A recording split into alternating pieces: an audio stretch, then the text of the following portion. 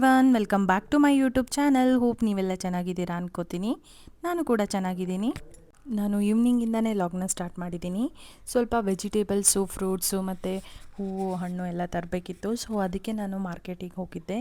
So ನಾಳೆ ಹೇಗಾದರೂ ಭೀಮನ ಅಮಾವಾಸ್ಯೆ ಇತ್ತು ಅಂತ ಹೇಳಿಬಿಟ್ಟು ಎಲ್ಲ ತೊಗೊಂಡು ಬರೋಣ, ಫ್ರೂಟ್ಸು ಮತ್ತು ವೆಜಿಟೇಬಲ್ಸು ಮತ್ತು ಪೂಜೆ ಸಾಮಾನೆಲ್ಲ ತೊಗೊಂಬರೋಣ ಅಂತ ಹೋಗಿದ್ದೆ. ಸೊ ಅಲ್ಲಿ ಹೋಗಿ ವೆಜಿಟೇಬಲ್ಸು ಮತ್ತು ಫ್ರೂಟ್ಸ್ ಎಲ್ಲ ತೊಗೊಂಡು ಬಂದೆ.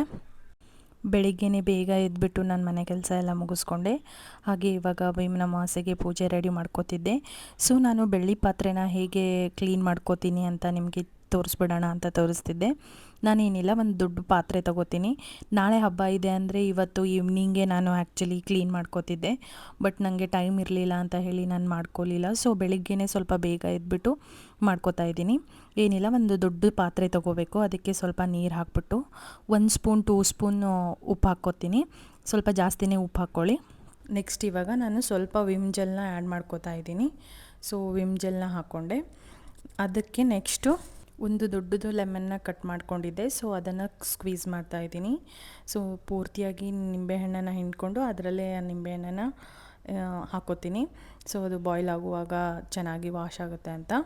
ಸೊ ನಿಂಬೆಹಣ್ಣನ್ನು ಅದಕ್ಕೆ ಹಾಕ್ಕೊಂಡ್ಬಿಟ್ಟು ಸ್ವಲ್ಪ ಕುದಿಯೋಕ್ಕೆ ಬಿಡ್ತೀನಿ. ವಾಟರ್ ಸ್ವಲ್ಪ ಕುದಿಬೇಕು, ಈ ಥರ ಬಬಲ್ಸ್ ಬರಬೇಕು. ಆ ಥರ ಕುದ್ಮೇಲೆ ನಾನಿವಾಗ ಎಲ್ಲ ಬೆಳ್ಳಿ ಐಟಮ್ಸ್ನ ಅದಕ್ಕೆ ಹಾಕ್ಕೋತೀನಿ. ಸೊ ಈ ಥರ ಮಾಡೋದ್ರಿಂದ ಈಸಿಯಾಗಿ ನಾವು ವಾಶ್ ಮಾಡ್ಕೋಬೋದು ಬೆಳ್ಳಿ ಐಟಮ್ಸ್ ಎಲ್ಲ. ತುಂಬ ಕ್ಲೀನೂ ಆಗುತ್ತೆ. ನಾನು ತುಂಬ ಸಲ ಮಾಡಿದ್ದೀನಿ. ಏನಾದರೂ ಆಯಿಲ್ ಜಿಡ್ಡಿದ್ರೆ ಮತ್ತು ಕಪ್ಪಾಗಿದ್ದರೆ ಬೆಳ್ಳಿ ಈಸಿಯಾಗಿ ಕ್ಲೀನ್ ಆಗುತ್ತೆ. ಸೊ ಇದನ್ನು ಇದಕ್ಕೆ ಹಾಕ್ಬಿಟ್ಟು ಒಂದು 2 to 3 ಮಿನಿಟ್ಸ್ ನಾನು ಹಾಗೆ ಬಿಡ್ತೀನಿ.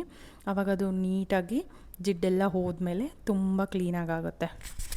ಸೊ ಇವಾಗ ನೆಕ್ಸ್ಟು ನಾನು ಪೂಜೆಗೆ ರೆಡಿ ಮಾಡ್ಕೋತಾ ಇದ್ದೆ. ಒಂದು ಚಿಕ್ಕ ಟೇಬಲ್ ಹಾಕ್ಕೊಂಡಿದ್ದೀನಿ, ಮೇಲ್ಗಡೆ ಬಾಳೆ ಎಲೆ ಹಾಕ್ಕೊಂಡಿದ್ದೀನಿ. ನೆಕ್ಸ್ಟ್ ಇವಾಗ ಒಂದು ಪ್ಲೇಟಲ್ಲಿ ಅಕ್ಕಿ ಹಾಕ್ಕೊಂಡಿದ್ದೀನಿ. ಅಕ್ಕಿ ಹಾಕ್ಕೊಂಡು ಅದನ್ನು ಹರಡ್ಕೊಂಡು ಇಟ್ಕೊಂಡೆ. ನೆಕ್ಸ್ಟ್ ಇವಾಗ ನಾನು ಶಿವ ಪಾರ್ವತಿ ಫೋಟೋ ಇಟ್ಕೊಂಡಿದ್ದೀನಿ. ಹಾಗೆ ದೀಪಕ್ಕೆಲ್ಲ ರೆಡಿ ಮಾಡ್ಕೋತಾ ಇದ್ದೆ. ಇವಾಗ ನಾನು ಏನು ಅಕ್ಕಿ ಹಾಕಿಟ್ಕೊಂಡಿದ್ನಲ್ಲ ಆ ಪ್ಲೇಟಲ್ಲಿ 2 ದೀಪ ಇಟ್ಕೊಂಡಿದ್ದೀನಿ. ಅದನ್ನು ಶಿವ ಪಾರ್ವತಿ ಅಂತ ಹೇಳ್ತಾರೆ. ಸೊ ಅದಕ್ಕೆ 2 ದೀಪ ಇಟ್ಕೊಂಡಿದ್ದೀನಿ. ನೆಕ್ಸ್ಟ್ ಇವಾಗ ನಾನು ಚಿಕ್ಕದು ಗಣೇಶ ಮೂರ್ತಿ ಇಟ್ಕೊಂಡಿದ್ದೀನಿ. ಯಾವಾಗಲೂ ಫಸ್ಟು ಗಣೇಶದ್ದು ಪೂಜೆ ಮಾಡಬೇಕಲ್ವ. ಸೊ ಅದಕ್ಕೆ ಒಂದು ಚಿಕ್ಕದು ಗಣೇಶ ಮೂರ್ತಿ ಇಟ್ಕೊಂಡಿದ್ದೀನಿ. ಹಾಗೆ ಒಂದು ಪ್ಲೇಟಲ್ಲಿ ಹಣ್ಣುಗಳನ್ನೆಲ್ಲ ಜೋಡಿಸಿಟ್ಕೊಂಡಿದ್ದೀನಿ. ಇವಾಗ ಕಂಕಣ ರೆಡಿ ಮಾಡ್ಕೋತಾ ಇದ್ದೀನಿ. ಆ್ಯಕ್ಚುಲಿ 2 ದೀಪಕ್ಕೂ ನಾವು ಕಂಕಣ ಕಟ್ಟಬೇಕು. ಸೊ ಅದಕ್ಕೆ ಅರಿಶಿನ ಕೊಂಬಲ್ಲಿ ನಾನು ಕಂಕಣ ರೆಡಿ ಮಾಡ್ಕೋತಾ ಇದ್ದೆ. ಎಲ್ಲ ದೀಪಕ್ಕೂ ಎಣ್ಣೆ ಹಾಕ್ಕೊಂಡೆ. ಸೊ ಎಲ್ಲ ದೀಪಕ್ಕೂ ಎಣ್ಣೆ ಹಾಕ್ಕೊಂಡ್ಬಿಟ್ಟು ಕಂಕಣ ಎಲ್ಲ ರೆಡಿ ಮಾಡಿಟ್ಕೊಂಡೆ. ಕ್ಲೀನಾಗಿ ಫೋಟೋನೆಲ್ಲ ಒರೆಸ್ಕೊಂಡ್ಬಿಟ್ಟು ಇವಾಗ ಶಿವಪಾರ್ವತಿ ಪೂಜೆ ಮಾಡ್ಕೋತಾ ಇದ್ದೀನಿ. ಅದಕ್ಕೆ ಅರಿಶಿನ ಕುಂಕುಮ ಎಲ್ಲ ಹಾಕಿ ಪೂಜೆ ಮಾಡ್ಕೋತಾ ಇದ್ದೀನಿ. ನೆಕ್ಸ್ಟ್ ಇವಾಗ ನಾನು ಏನು ಶಿವಪಾರ್ವತಿ ಅಂತ ಇಟ್ಕೊಂಡಿದ್ದೀನಲ್ಲ ದೀಪಕ್ಕೆ, ಅದಕ್ಕೆ ಕುಂಕುಮ ಅರಿಶಿನ ಎಲ್ಲ ಹಚ್ಕೋತಾ ಇದ್ದೀನಿ. ಇವಾಗೇನು ಅರಿಶಿನ ಬೇರನ್ನು ಕಟ್ಟಿಟ್ಕೊಂಡಿದ್ನಲ್ಲ, ಸೊ ಅದನ್ನು ಕಟ್ತಾ ಇದ್ದೀನಿ. 2 ದೀಪಕ್ಕೂ ಕಟ್ಟಬೇಕು. ಸೊ 2 ದೀಪಕ್ಕೂ ಕಟ್ಕೋತಾ ಇದ್ದೀನಿ. ಇವಾಗ ಹೂಗಳನ್ನೆಲ್ಲ ಮುಡಿಸ್ಕೊತಿದ್ದೀನಿ. ಮೊದಲು ಫೋಟೋಕ್ಕೆಲ್ಲ ಹೂವು ಹಾಕ್ಕೊಂಡ್ಬಿಟ್ಟು ಹಾಗೆ ಬಿಲ್ವಪತ್ರೆನೂ ತಂದಿದ್ದೆ. ಸೊ ಬಿಲ್ವಪತ್ರೆನೂ ಏರಿಸ್ಕೊಂಡು ನೆಕ್ಸ್ಟು ದೀಪದ ಹತ್ರ ಎಲ್ಲ ಹೂಗಳನ್ನು ಜೋಡಿಸ್ಕೊತಾ ಇದ್ದೀನಿ. ಹಾಗೆ ಗಣೇಶ ಪೂಜೆ ಕೂಡ ನಾನು ಮೊದಲೇ ಮಾಡ್ಕೊಂಡ್ಬಿಟ್ಟು ಎಲ್ಲ ಹೂವು ಅಲಂಕಾರ ಮಾಡಿಕೊಂಡೆ. ನೆಕ್ಸ್ಟು ಪೂರ್ತಿ ಎಲ್ಲ ಅಲಂಕಾರ ಮುಗಿದ್ಮೇಲೆ ನಾನು ತುಪ್ಪದ ದೀಪ ಹಚ್ಕೊಂಡೆ. ಸೊ ತುಪ್ಪದ ದೀಪ ಬೆಳಗ್ತಾ ಇದ್ದೀನಿ.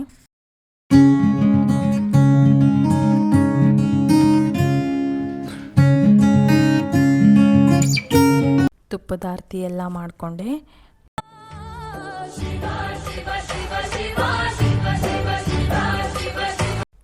ನೋಡಿ ಎಷ್ಟು ಚೆನ್ನಾಗಿ ಕಾಣಿಸ್ತಿದೆ. ಪೂಜೆ ಎಲ್ಲ ಮುಗೀತು. ತುಂಬ ಚೆನ್ನಾಗಿ ಕಾಣಿಸ್ತಾ ಇತ್ತು. ಪೂಜೆ ಎಲ್ಲ ಮುಗಿಸ್ಕೊಂಡು ನಾನು ಇವಾಗ ಪಾದಪೂಜೆ ಮಾಡ್ಕೊಳ್ಳೋಕ್ಕೆ ಎಲ್ಲ ರೆಡಿ ಮಾಡ್ಕೋತಾ ಇದ್ದೆ. ಆ್ಯಕ್ಚುಲಿ ನಾನು ಬೆಳಿಗ್ಗೆನೇ ಪಾದಪೂಜೆ ಮಾಡಬೇಕು ಅಂದ್ಕೊಂಡಿದ್ದೆ. ಬಟ್ ಸೊ ಅವ್ರದ್ದು ಡ್ಯೂಟಿ ಇತ್ತಲ್ವ. ಸೊ ಅದಕ್ಕೆ ಬರೋಕ್ಕಾಗಲಿಲ್ಲ ಅಂತ ಹೇಳಿ ಈವ್ನಿಂಗ್ ಮಾಡ್ತಾಯಿದ್ದೆ. ಈವ್ನಿಂಗ್ ಕೂಡ ಮುಹೂರ್ತ ಇತ್ತು. ಈವ್ನಿಂಗ್ 5:30 to 7 o'clockವರೆಗೂ ಮುಹೂರ್ತ ಇತ್ತು. ಸೊ ಅದಕ್ಕೆ ನಾನು ಈವ್ನಿಂಗೇ ಮಾಡ್ಕೋತಾ ಇದ್ದೆ. ಆ್ಯಕ್ಚುಲಿ ಮದುವೆ ಆದಮೇಲೆ ಇದು ಫಸ್ಟ್ ನಾನು ಮಾಡ್ತಾ ಇರೋದು ಪೂಜೆ. ಲಾಸ್ಟ್ ಟೈಮ್ ಮಾಡೋಣ ಅಂದ್ಕೊಂಡೆ, ಬಟ್ ಅವರು ಟ್ರೈನಿಂಗ್ ಹೋಗಿದ್ದರು. ಸೊ ಊರಲ್ಲಿರಲಿಲ್ಲ, ಜೊತೆಗಿರಲಿಲ್ಲ. ಸೊ ಅದಕ್ಕೆ ಇದು ಫಸ್ಟ್ ಅಂತಲೇ ಅಂದ್ಕೋಬೇಕು ನಾನು ಮದುವೆ ಆದಮೇಲೆ. ಸೊ ಅದಕ್ಕೆ ಇದು ಫಸ್ಟ್ ಪೂಜೆ ಆಗಿತ್ತು.